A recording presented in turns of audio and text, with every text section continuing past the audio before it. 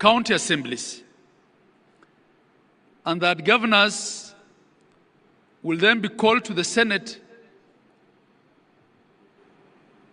not as the first level of oversight, but to clarify certain things, probably audit reports, annual audit reports. And in fact, having served in the first cohort of governors, we only used to get invitations from the Peak Park Committee then. But now it's become customary that governors have to be called by departmental committees of the Senate. Your Excellency, whilst to date, not a single MCA, not a single member of parliament has had to be recalled. We have had at least 4 governors impeached, and I think there have been as many as 7 or 8 attempts. I had it on my phone. I can't remember offhand. How many? Mary? 8 attempted impeachments, many of whom were salvaged at Senate. The question then begs, Your Excellency, is it only governors? Are Kenyans only electing the wrong governors?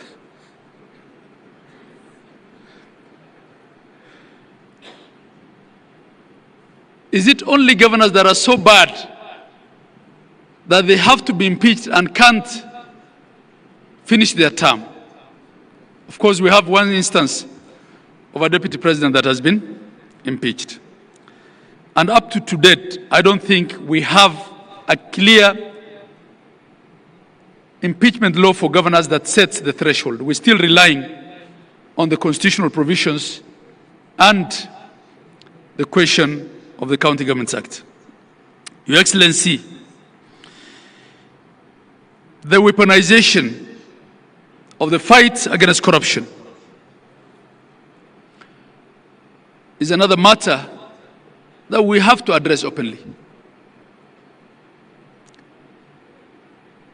If you look at the annual budget, it's 10 to 13% of the annual budget that gets devolved, which means 87 to 90% of the budget is still sitting at the center.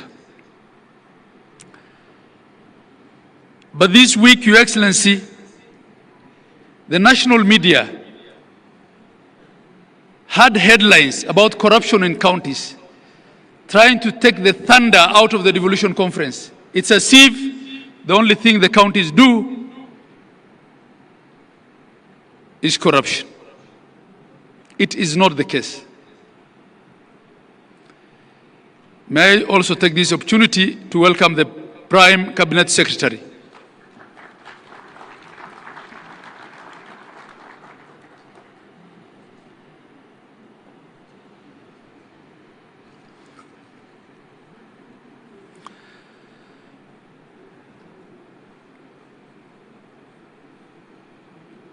You're most welcome, the Prime Cabinet Secretary. Karibu. I was buying a little bit of time so that you can come in. Thank you. So, Your Excellency, I'll move much faster. So I was talking about corruption. Yesterday, His Excellency, the President, I think, in a very open and clear manner, spoke to the question of what I call non-executive corruption. Corruption in other arms of government. Your Excellency, as a Council of Governors, we feel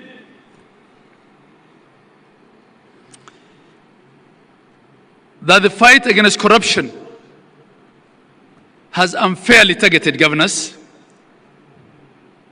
and it has been a case of calling devolution a bad name, so that along the way, there's a reason to kill it.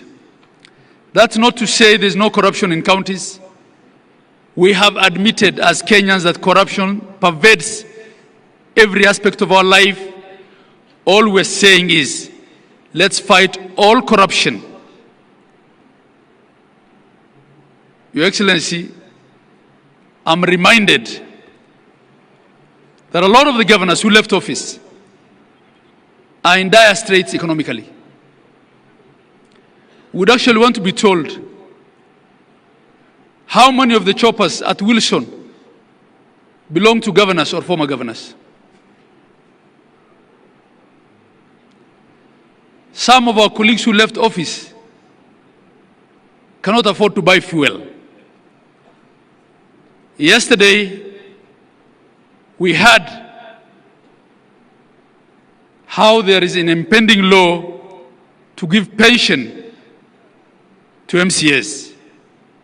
MPs have pension. Why can't governors have pension? Why do we want to pride as a nation that our governors, some of whom have served 2 terms, don't even have, in fact, had it not been for SHA, probably, medical cover? Your Excellency, my colleague from Garissa usually says being a governor is like working in a landmine. You have to buy your peace at every level.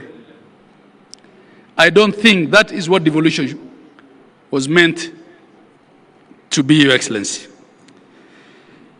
And I'm saying these things because, coming back to the truths, the second truth is that you are the father of devolution. And I feel comfortable saying these things in your presence because I know you can address them and address all of us effectively on them. And the last truth, Your Excellency, before I call the Prime Cabinet Minister, Prime Cabinet Secretary rather, is that you remain the underwriter of political stability in Kenya.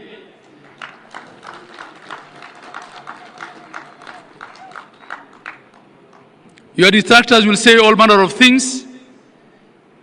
The fact of the matter is that we almost lost this country as a result of the Gen Z protests and demonstrations, which turned into riots.